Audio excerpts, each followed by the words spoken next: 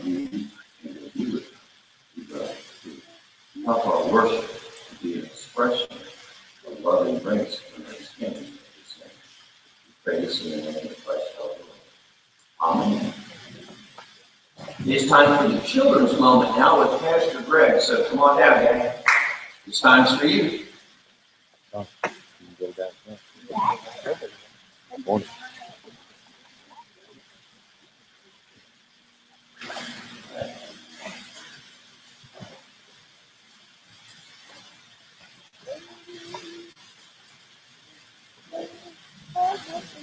Have you guys had a good morning so far? I had a great morning. I got a text message from Jesus. Yeah, that's great.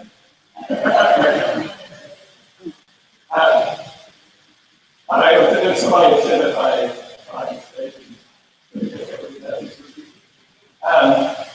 I used to have, at one time in Brooklyn, I had 5 Jesuses. They weren't called Jesus, they were called Jesus.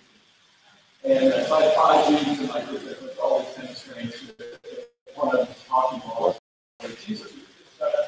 And every time we would say, lift Jesus higher, we would lift one of them. Okay, so if you didn't get pretzels, then you know you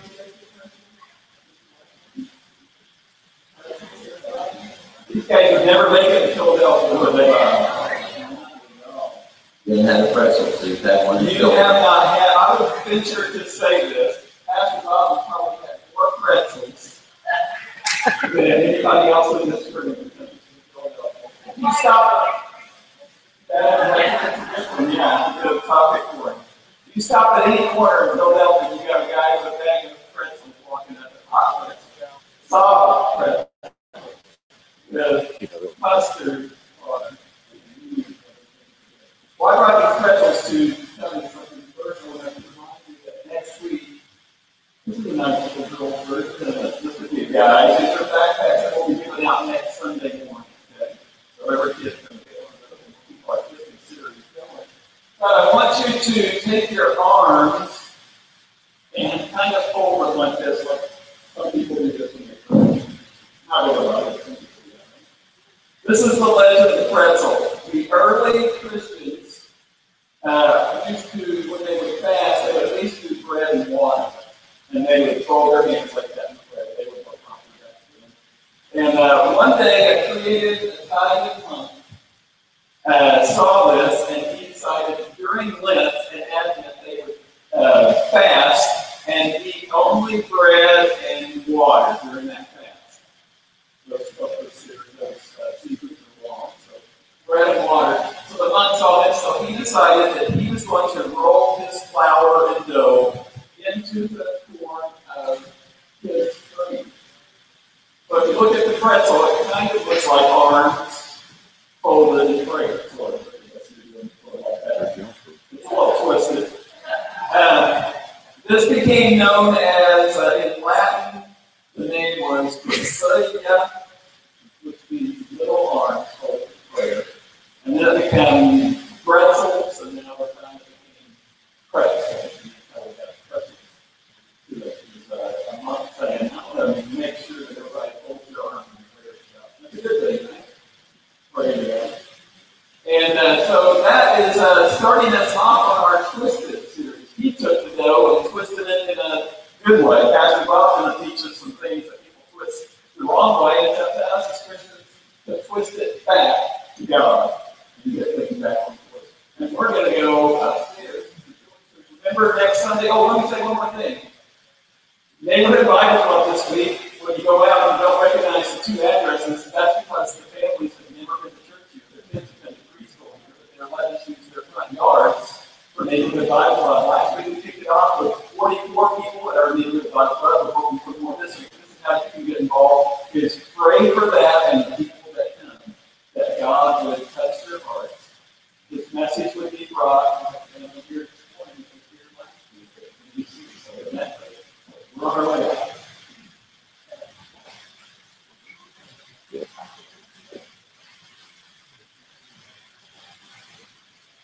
If you came to NBC, you know I can say that Greg's all that. He brings water balloons, and invariably they get sucked in.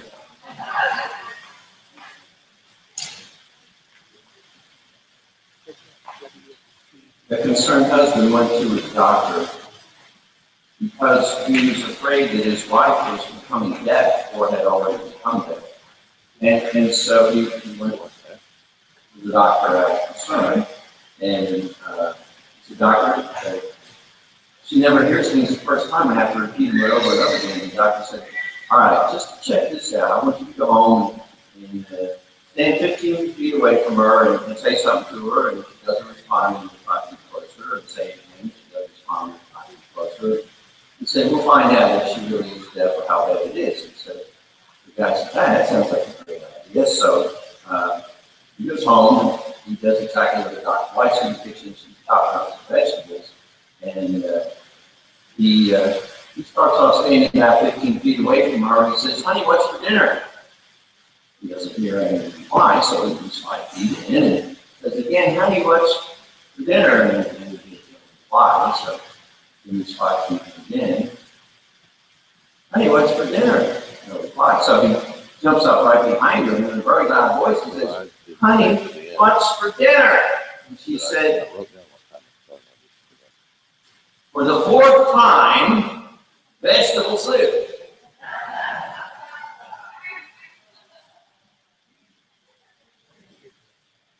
There you go. How many times is it in life that we think that someone else has the problem when in reality it's us? It's us. Is the problem you having with you? Can you hear God clearly? Let us pray. On the screen. Lord, we thank you for all the ways you've already blessed us this morning. But as we continue now, we ask that you would speak to us once again. We pray that the voice we hear will truly be your voice, and that it will make a real difference in our lives. In the name of Christ we pray. Amen.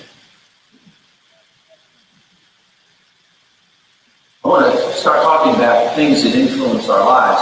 And in our world, there's many things that influence our lives that we've never seen. At least as lay people, we haven't seen. For instance, germs. Tremendous influence on our lives. Kids are getting ready to go back to school. That means one thing.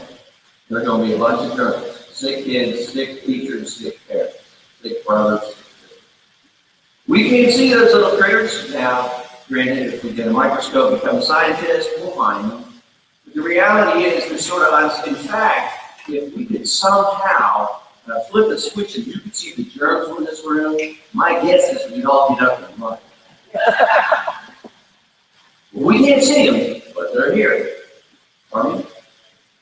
Yeah, that's right. When we go outside, guess what? They're still there. Well, actually, there might be a few less because we're all breathing in here. We all got our own cooties with us. So, you know, it might be a few more germs in this room right now. We spread out maybe a little bit less. It's still way too many. And yet, look at what they do to our lives. It costs us billions of dollars and lost time work, germs, unseen, but have a tremendous impact on our lives. Then there's electricity. We can see it when the light is outside, but for the most part, we really can't see it. And yet, without electricity, we all go back to the Stone Age. We're all trying to build fires all the time.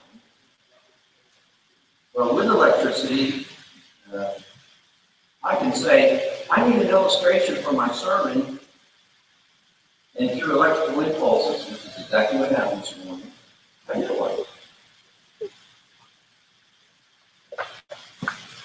We got lights. We got cameras. We got. You're cool in here. Can't see it, but it influences our lives, doesn't it? I mean, without electricity, you could light a candle for you. That's a joke.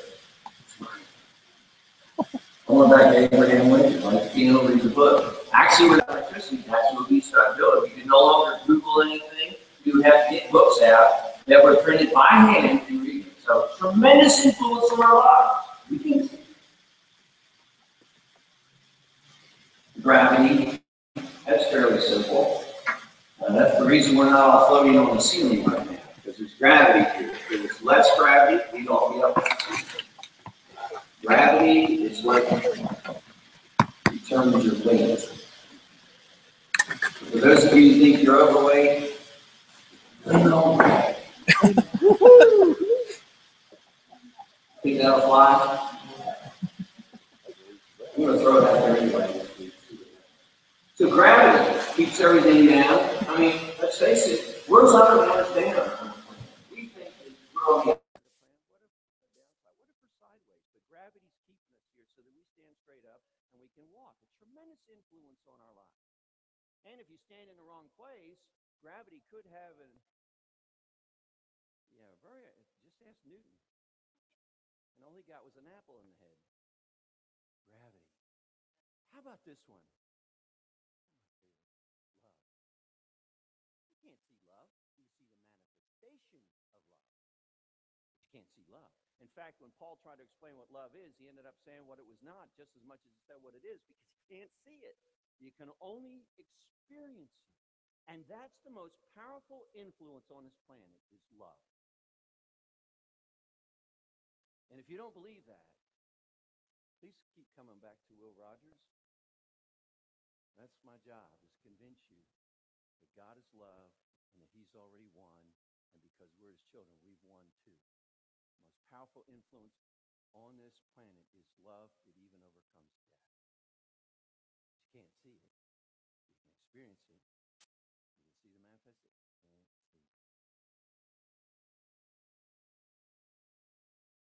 That's a fairly short list, isn't it? I just named a few things that have a profound, such an influence on us that it controls our lives to some extent. Unseen. Invisible. Now, you know, with invisible, what we like to do, we want things to be visible. We want to be able to measure them. We want to be able to experiment with them. And so when they're invisible, we struggle with their existence. Here's the controversy. In addition to this list of invisible things that influence and affect our lives, there are other influences that influence us to the bad, to the negative, to the no good, to hurt people, to break the rules. I'd love for my dad to be here now to hear me say that. As many positive influences that are invisible, there's invisible negative influences that Jesus began to deal with. And the controversy is he believed in the existence of the evil one, not just the evil influence, but the evil one. Some of us, and I understand, we don't want to believe there's a devil. We don't want to believe that there's a Satan or there's an evil one. And part of it is because we've never seen him. And part of it is because there's a caricature of him. You know, he's got little horns coming out of his head, and he's got a tail, and he's got a pitchfork. And so we just go, that's cartoonish. Why would I believe in that? And yet Jesus himself not only acknowledged the existence of him, but did battle with him. And so I want to really get us to a place where, at the very least, we will acknowledge that there is an undue influence of evil on this planet. But I'd really like us to take that one step further and say, you know, if Jesus believes that there's an evil one, and God believes there's an evil one, and Paul, the greatest evangelist ever, believes there's an evil one, maybe, just maybe, I'll keep my ears open a little bit longer this morning and listen to that argument. Now, Jesus not only believed in it,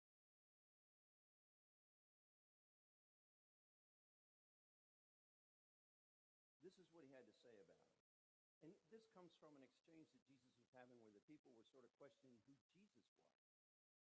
And so questioning where he came from. And so he turns around and says, you know, my father's Abraham. I don't know who your father is, but he's a liar. In fact, he's the father of lies. In fact, your father, this is what he's telling the people that doubt him and trying to kill him. He says, you're the children of the father of lies and a murderer. Now, this is supposed to be the smartest man that ever lived, the most powerful man that has ever lived. He's the one we can prove through history his influence and his existence. And he said, you're under the influence of the father of lies. And his job is to deceive him.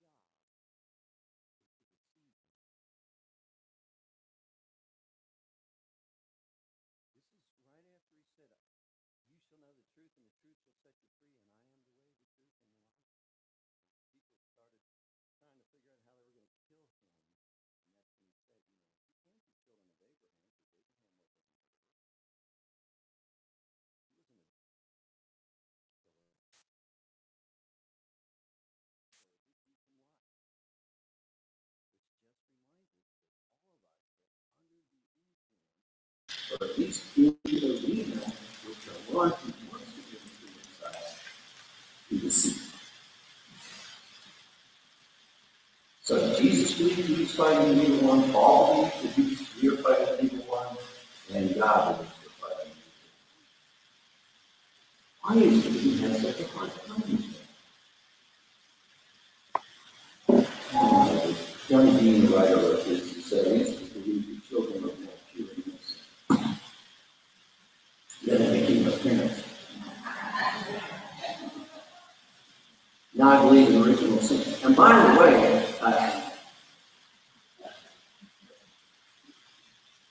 so on Facebook, oldest daughter Melissa says, yeah, this guy's got to go spend some time with Grandpa. Translation, he'll lay down the law. Youngest daughter writes back, well, only if you want them to get straight A's, never use the word B-U-T-T. And she said about 3 more things, and I'm thinking, she's still under the influence. Where was she when I said I'm not going to demand A's anymore? I'm going to ask you to do your best.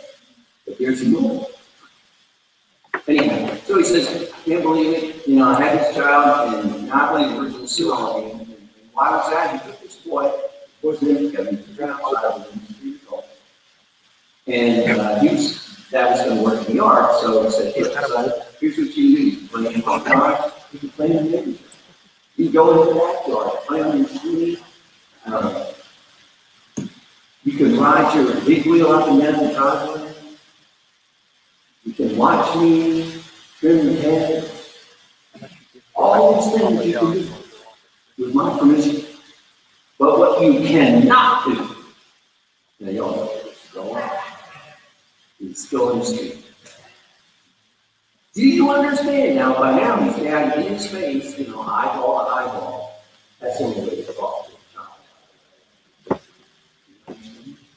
Yes, Dad. He lets go of Daddy's hand, goes right over to the street, to the curb, and goes. Turns around and looks at Daddy as if to say, you foolish mortal.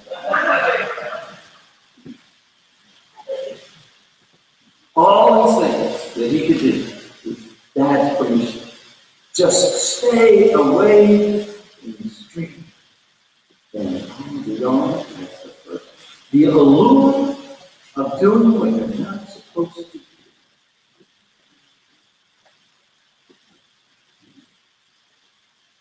Why is it?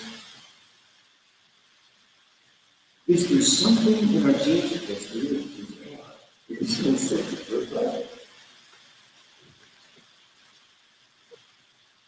You know, when Dad saw that must have been when God fell in the garden.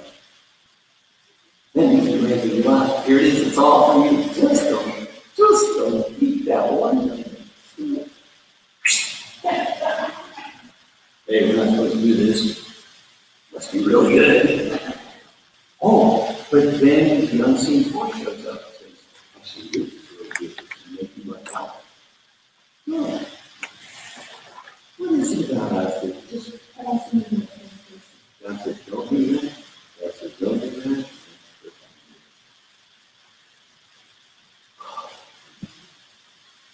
is human nature, but human nature is broken because somewhere along the line, someone decided not to do what they were supposed to do.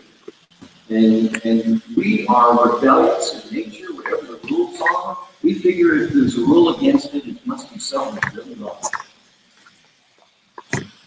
That's the lie, that's the deception.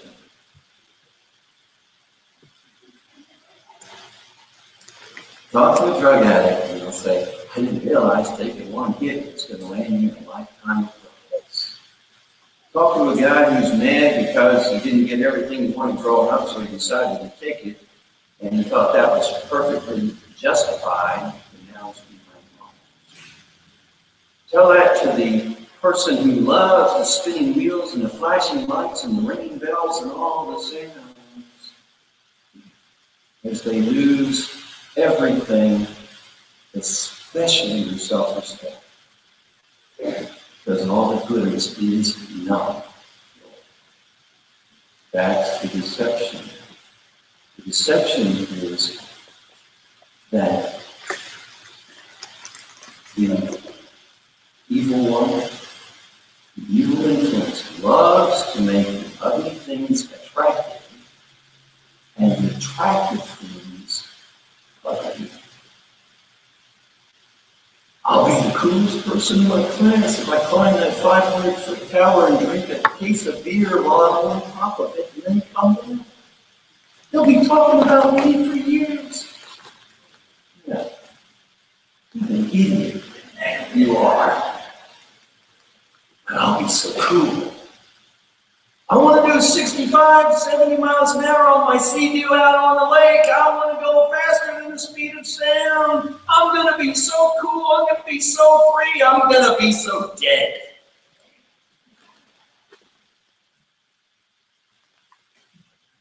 Makes it ugly, makes it attractive, makes it attractive. Our society's doing that right now with the church. I mean, you come here, this is a place where you're supported, where you get help to grow spiritually, where you love, where you know you're welcome. And society wants to say, we're a bunch of bad people. They're trying to take what's beautiful about the church, just because every now and then somebody messes up. But here's the good news. If you mess up, we're not throwing you out. Because we're a hospital. We are here for sick people. We're a hospital. We're all in various stages of wellness. We're here to get well. Not to be perfect. That's another lie. That's another deception. That to be a Christian, you have to be perfect. That kept one guy out of the church all these years. And I told you about him. But we finally told him, no, it's not about being perfect. It's about accepting God's love. He gave his life to Christ, and now he's serving him.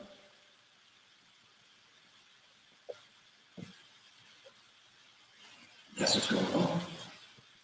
Deception. The attractive things of God. I want to give you a few minor examples, a little twists, and then we'll go to another one. But here's some things that you'll hear all the time, and I'm not going to put you on the spot, but things that people say are in the Bible. God helps those who help themselves. Cleanliness is next to godliness. Hate the sin, love the sinner. Money is the root of all evil. This too shall pass. The lion shall lay down with the lamb. Go check it. Here's one, an eye for an eye. Okay, that's in the Bible. But that is not permission to go punch somebody in the eye because they punched you in the eye.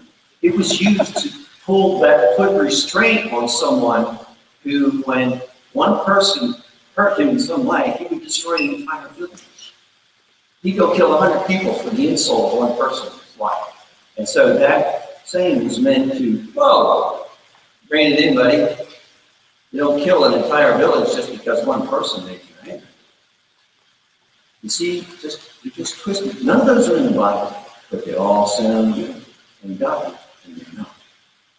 And so, for instance, money is the root of all evil. What is the correct saying? Love of money is the root of all evil. There's nothing evil in money. Only evil in what you do with it. Yeah. And especially if that's all you strain after, because that means you're going to leave every other thing go. Then that becomes very strong. But where the twisting really comes in, and we're going to start here and then we're going to build on that from here, is that when things happen in life, we have a tendency to want to unwind because we want to make sense out of it. Something goes badly wrong. We want to make sense. Why did this happen? For instance, my friends Gary and Carmen, who were in a really bad bike wreck, they really got bad. Okay?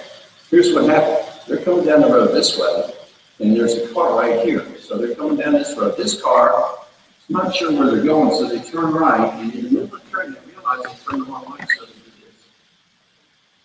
Right in front. So they made an illegal left turn. So, and then,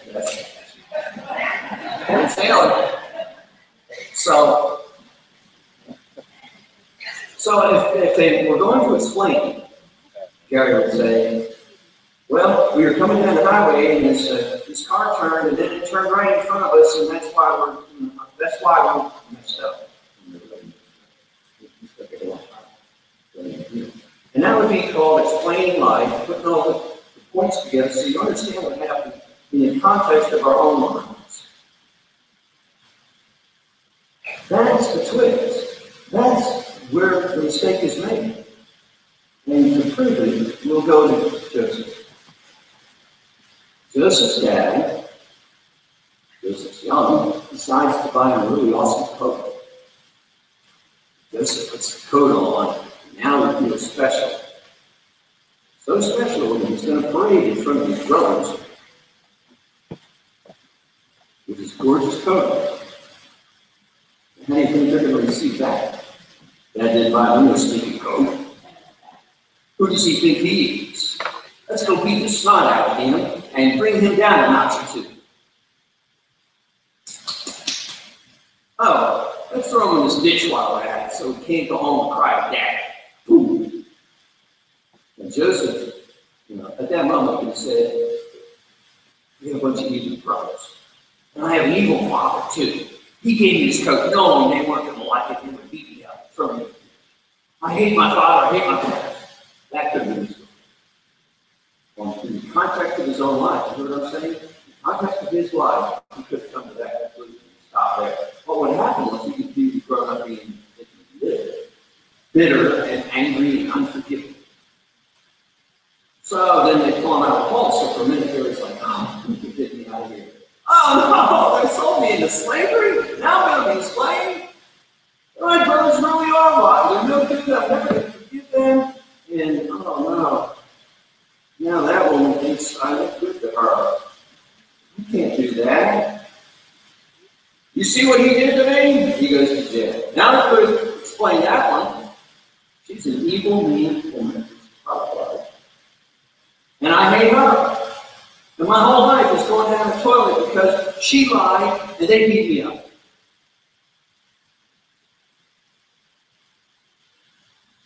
However, he didn't understand his life in the context of just what is around him.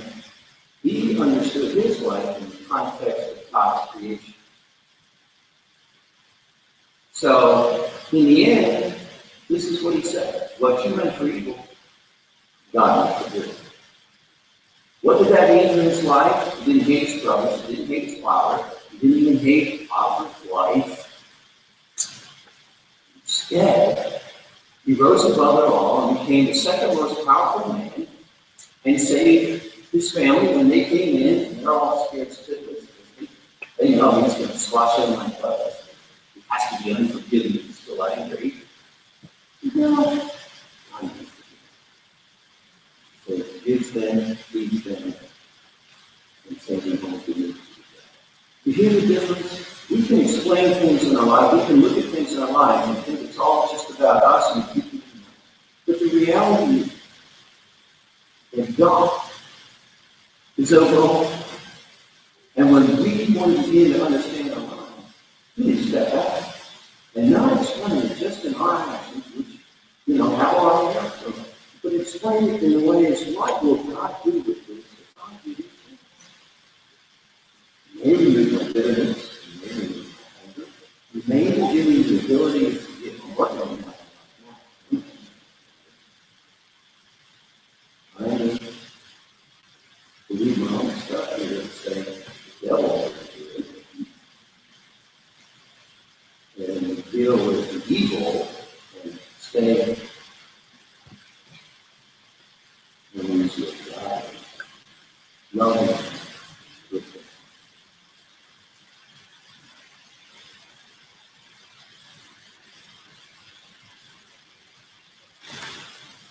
influence in the world. This is called evil, father of lies. His whole goal is to deceive us. Take things that are ugly and make them beautiful. You know exactly what I'm talking about. Some of you say, I don't think there's nobody like help for that. It was like where this one company where I worked, they brought an astrologer for entertainment purposes. And the astrologer did an amazing thing here. He picked certain people out for a dance to work. I get angry. He didn't pick me. Hey, I'm ready to dance to work. What's that? He said, people took so much money out of their lives and something. The free, the good, the positive, evilness for us. Not before I became a Christian, before I was a Christian, I was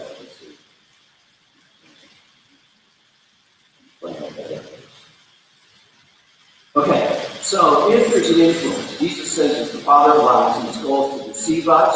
So we'll twist things just a little bit so that it sounds true, but it's not. And it's meant to deceive us and destroy us. And if you bought into some of those lies, you've gone through those times where you could pretty much destroy them. What do we do? How do we protect ourselves against the deceiver that we cannot see? How are we going to be smart enough and discerning enough to overcome that so that we don't run into it? First of all, you have to believe that evil exists and it has an agenda. And if you don't have that, I'm afraid you're not about that. Oh.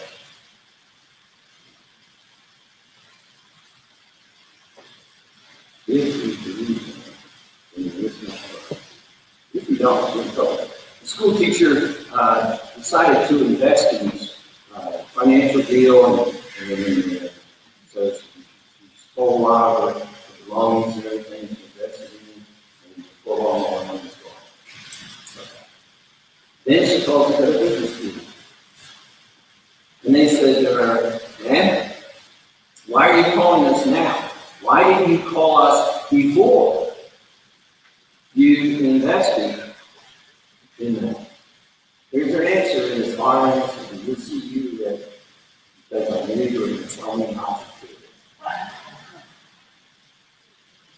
Isn't that it? All of us. I knew you were going to tell me that. And that's where a lot of us go. If I do what God says, I can't do anything. I'm not going to have any fun. My friends, I've had more fun since I became a born-again Christian than I ever had before, because before, all the pretty stuff turned out to be ugly. And I spent a lot of time paying for all that. And I don't mean money, I mean sorrow and grief. A lot of grounding.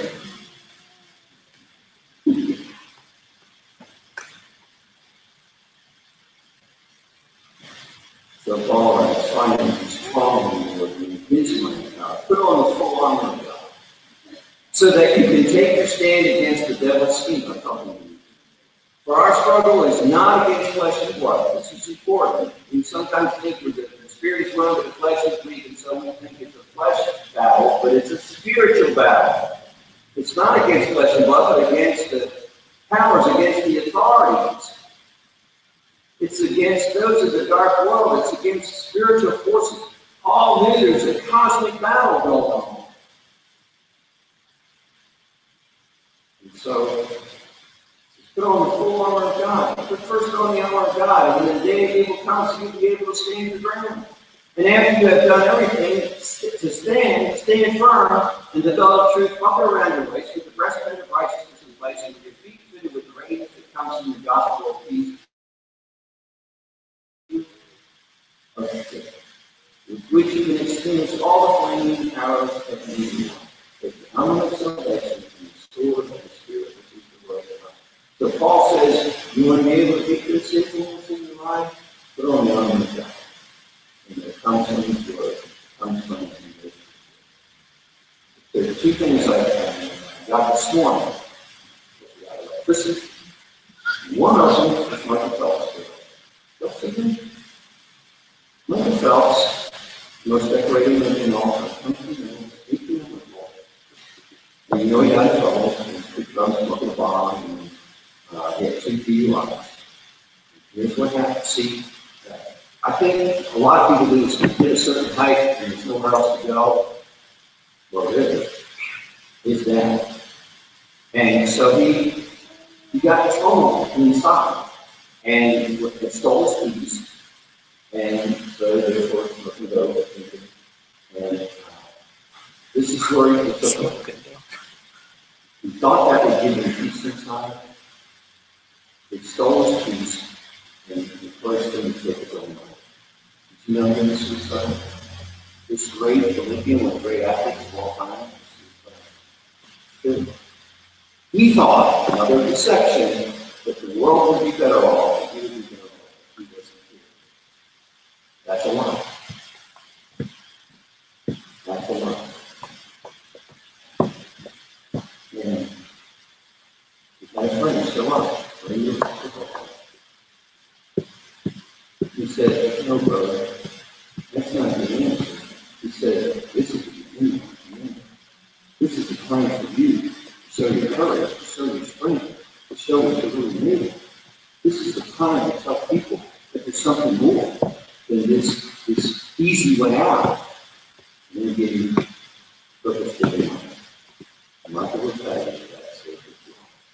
Because he realized that God, for the first time, had a purpose for him. Not just for creation, but for him.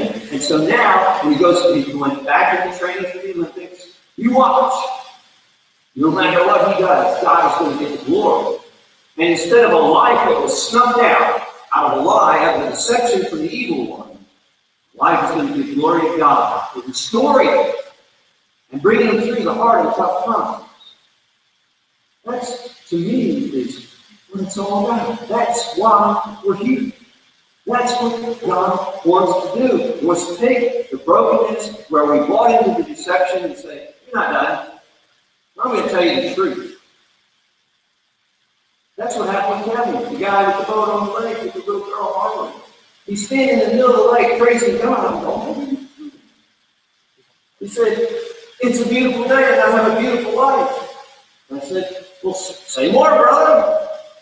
I've been in jail twice, and I thought my life was supposed to be behind bars. Deception, you're not good enough to live in society, so you're going to live behind bars for the rest of your life because you're just a crook, a thief, and no good. Until he met Eddie Hill. And he had a call about the love of God. And keep on.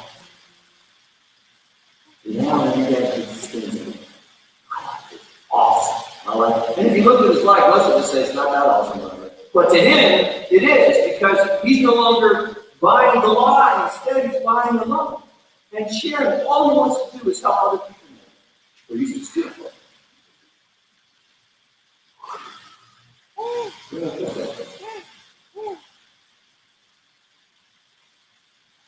Okay.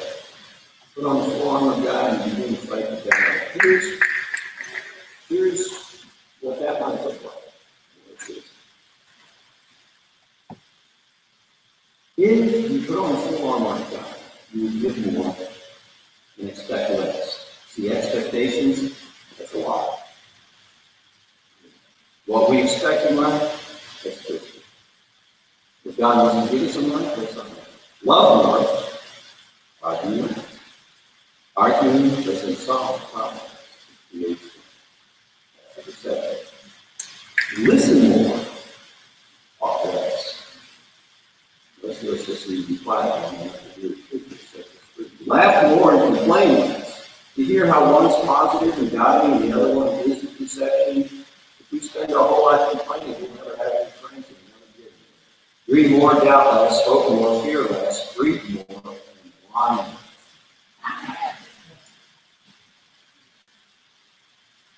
That's what happens when we put on the full armor of God. We move to the positive side, we start doing the positive things, and the negative things we used to think would get us places and fix things, we realize don't do anything but destroy us. We go around whining, complaining. All that does is steal from us the good news. One person goes to Michael Phelps, says, brother, not the time for you to show what you're doing. God is the truth. Then he goes to Kevin and says, "Brother, you don't have to become a daughter, right?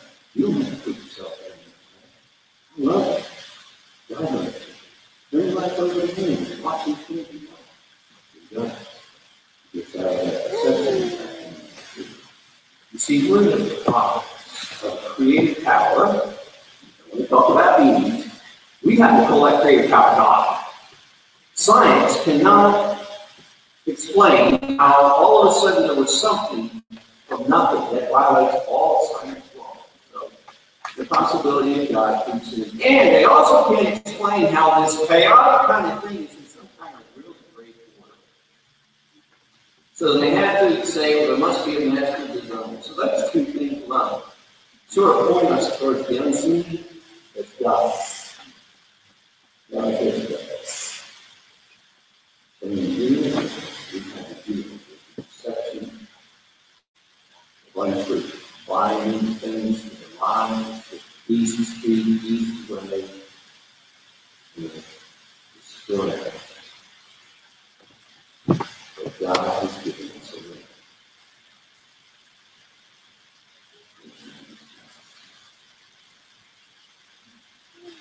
He's the way, the truth. Follow the truth. You will not be deceived. You will be separated.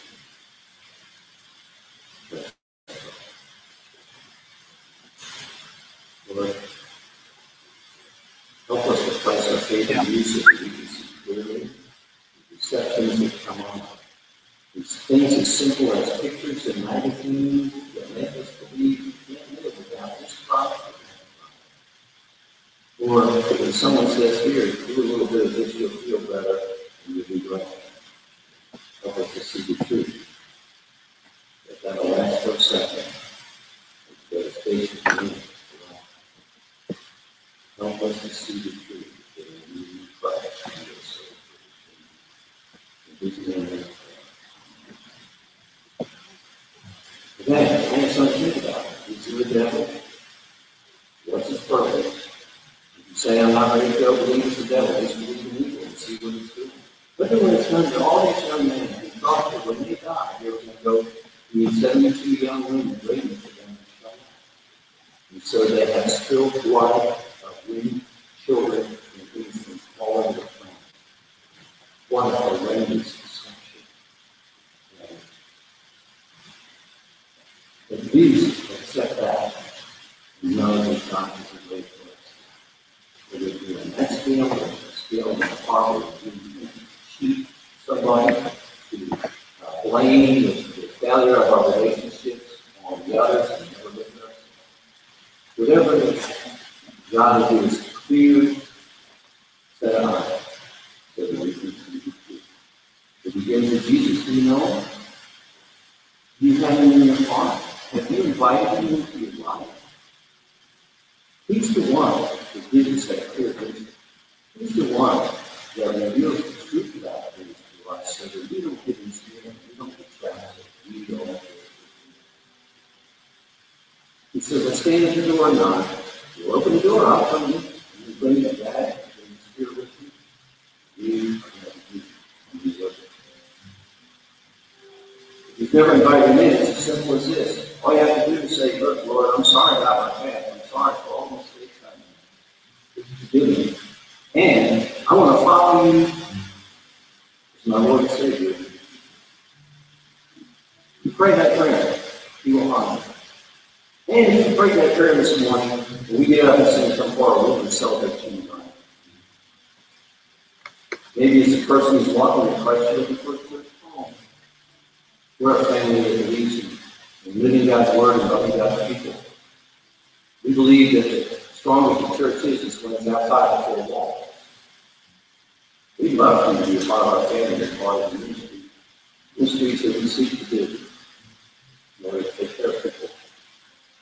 Just last week, we received $24,000 for the food to feed people and we cost us a dollar. All because we committed to giving it all. Whatever your struggle is, maybe something's happening in life, and you're trying to interpret it in the context of your own life, and then when you bring God in, you want to blame Him. Oh, it's God's will. Never God's will that people are hurt and destroyed. In fact, He says, my plan for you is to prosper you. God's will is to take your hurt and destruction and turn it into something beautiful and make it work for you. It's calling you back, whatever your decision is. That helps not to change. If you need prayer this morning, or you want to pray for someone, come forward.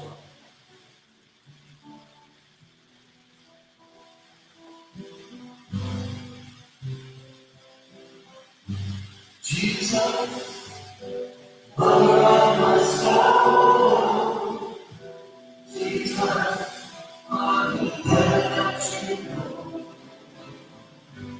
Take me from the wide clay. Set my feet upon the rock. I know I love you. I need you. Oh, I want to never let me go. My Savior, my closest friend, I will worship you until Jesus, lover of my soul. Jesus, I love you. Take me from my way. Set my feet upon the rock. I know I love you. I need you.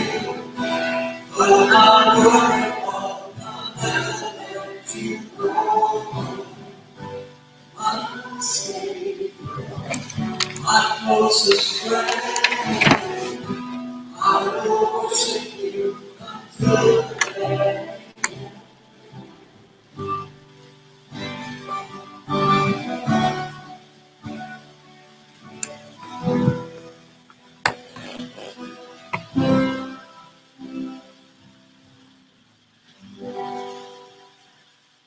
Please be seated.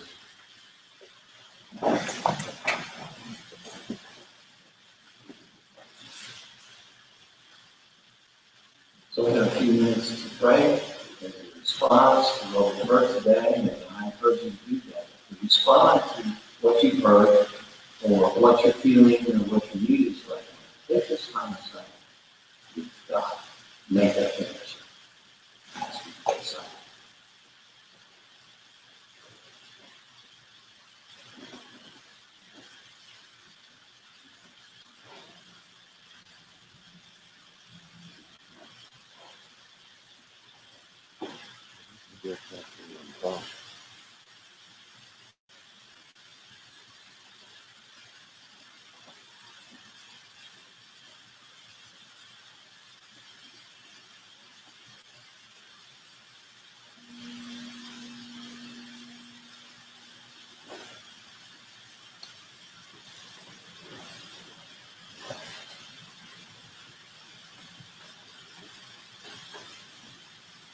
Lord,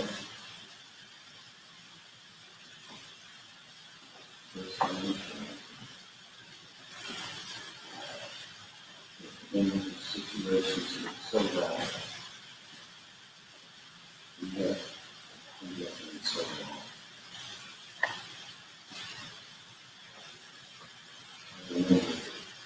Thank you, Lord, because the Son decided to get high and felt for you. That's what you replaced in the Lord's life.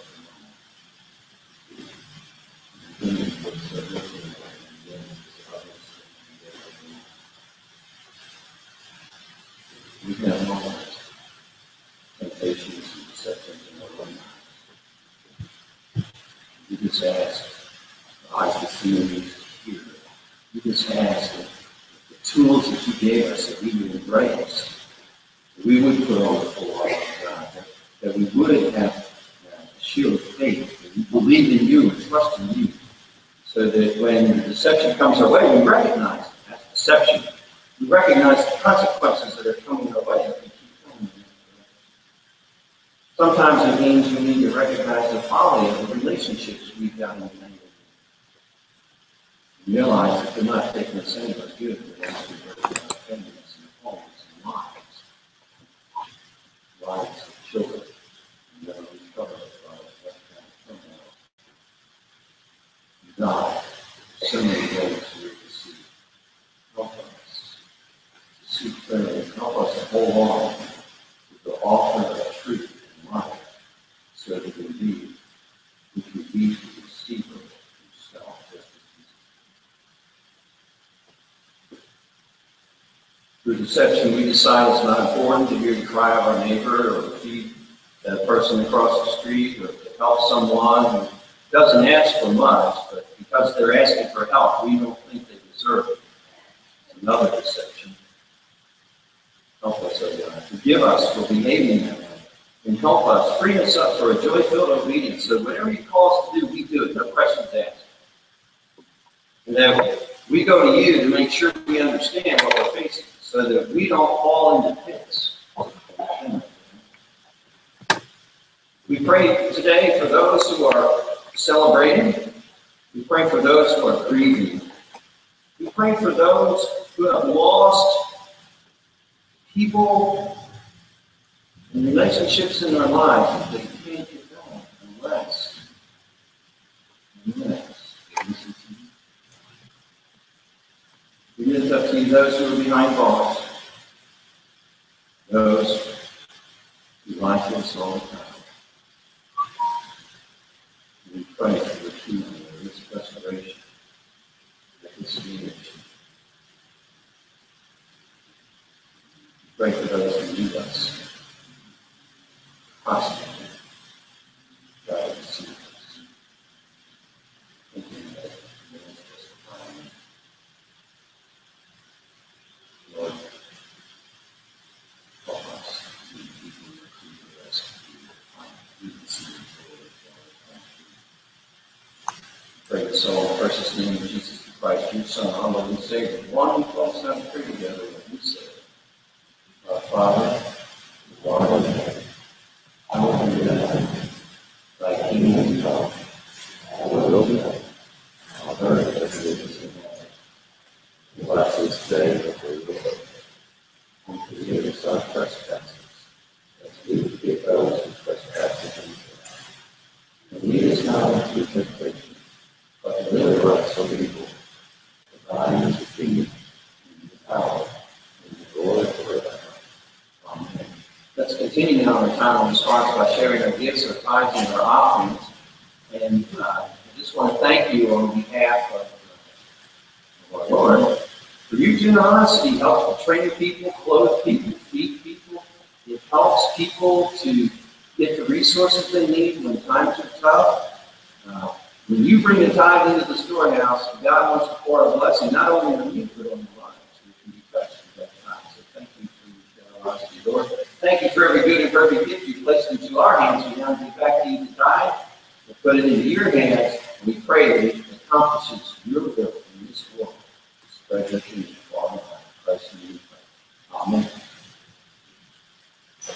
Okay, in your little handout package you got, there's a couple things in there. First of all, hopefully you've already filled out the blue card, which lets us know who you are, where you are, and how we can help you.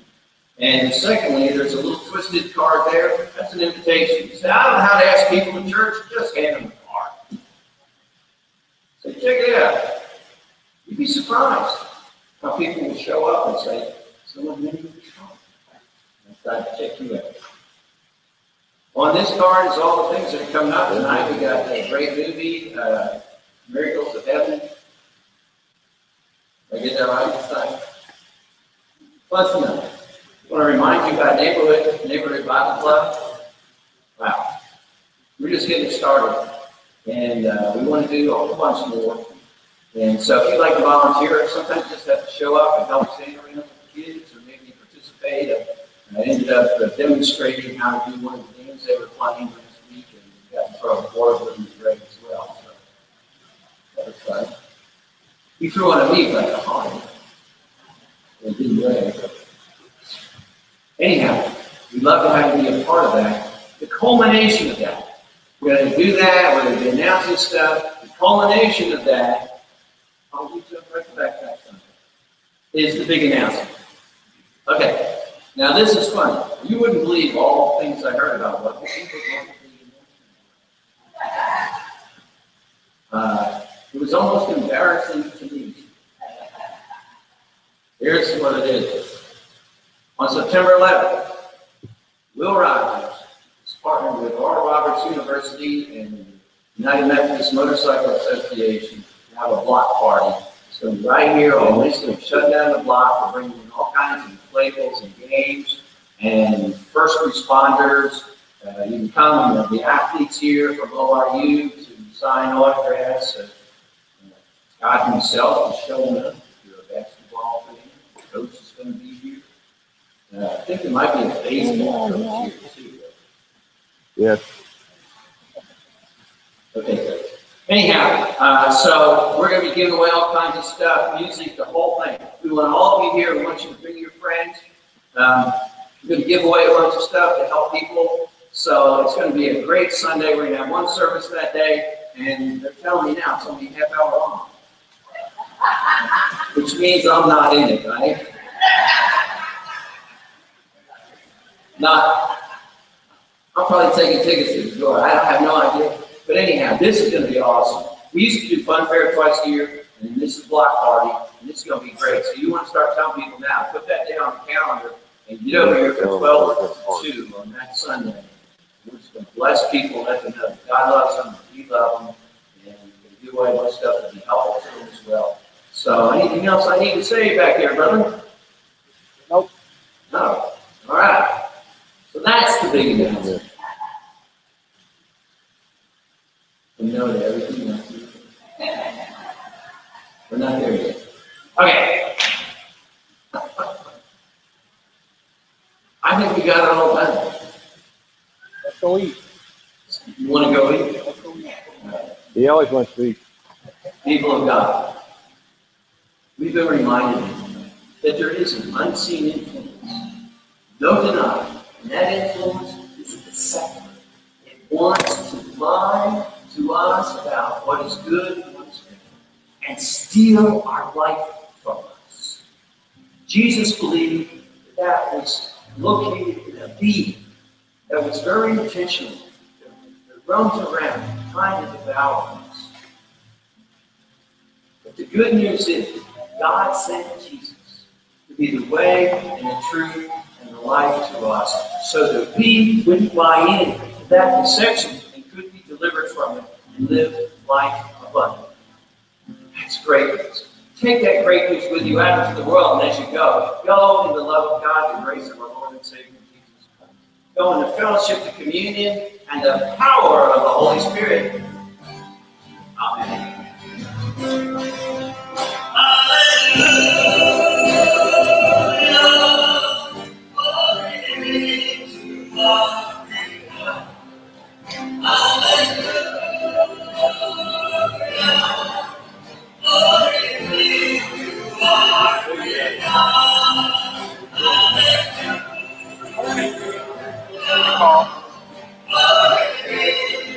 Can you walk down there and turn these lights on? On.